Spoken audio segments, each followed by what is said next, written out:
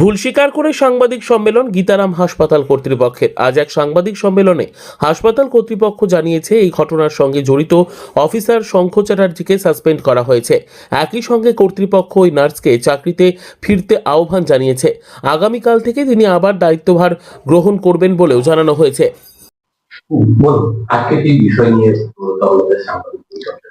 সাংবাদিক বৈঠকটা ডাকার একটাই কারণ হচ্ছে যে সকালে আমার এক আত্মীয় ভাই জানালেন যে এরকম একটা মিসকমিউনিকেশন নিউজ হয়েছে। যে নিউজটা শোনার পর তারপরে নিউজটাকে আমরা শুনে জানবার চেষ্টা করলাম ডিপার্টমেন্টে।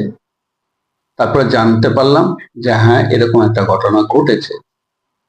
তারপরে আমার ম্যানেজার পার্থবাবু, ওনাকে ফোন করলাম, বললাম তুমি জানো? বললাম না। এবং সেই স্টাফটি যেটা করেছে তাকে জিজ্ঞেস করলাম তুই তো আমাকে বলিস? বলে না স্যার আমি বলি। তাহলে তুই এত বড় কাজ করতে গেলে, যেখানে আমাদের ডিপার্টমেন্টে কাউকে কোনো ছেলেকে বা মেয়েকে ছাড়াতে গেলে তার যত দোষ থাকুক তার 1 মাস অন্তত তাকে একটা টাইম দিই, প্লাস যদি ক্রিটিক্যাল কিছু করে বা ছেড়ে দেয় সে আলাদা কথা, তার উইদাউট এনি তুই এরকে ডিসচার্জ করে দিলি। ও মাথা নিচু করে থাকলো। আমি যাই হোক সহ্য না করতে পেরে আমি ম্যানেজারকে বললাম ওকে ইমিডিয়েট সাসপেন্ড করো, যাতে কাজের মতন। এবং ওর যে মেল আইডি যেটা ছিল ওর কাছে, এইচআরডি মানে এইচআর ডিপার্টমেন্টের মেল, অ্যাকচুয়ালি এইচআরটা চলে যাওয়ার পর ও জুনিয়র, ও কাজ দেখভাল করছিল। অরিজিনালি এখনো এই কলেজের মাস্টার ডিগ্রি করছে। দিয়ে তারপরে যা হয় এই জিনিসটাকে একটা বিরাট propaganda. In the meantime সকালে 10টার দিকে ডিএম সাহেব ফোন করলেন, কি হলো?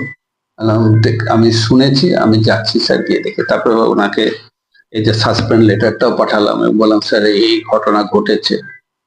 তারপর থেকে বাইরের কিছু মিডিয়া ফোন এসছে, কিছু পাবলিকের অবাঞ্ছিত ফোন এসছে, আবার কিছু লোকের এমনি যারা এসছে, সে যে রিলিজিয়ন নিয়ে ঘটনা আছে সেটা।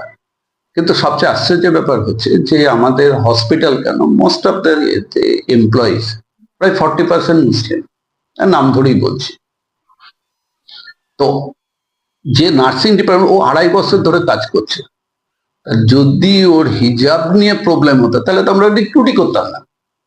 যদি হিজাব নিয়ে হতো তাহলে 2.5 বছরের মধ্যে যে কোনো সময় তাড়িয়ে দিতে পারতাম, এটা নিয়ে তো কোনো প্রশ্ন নেই।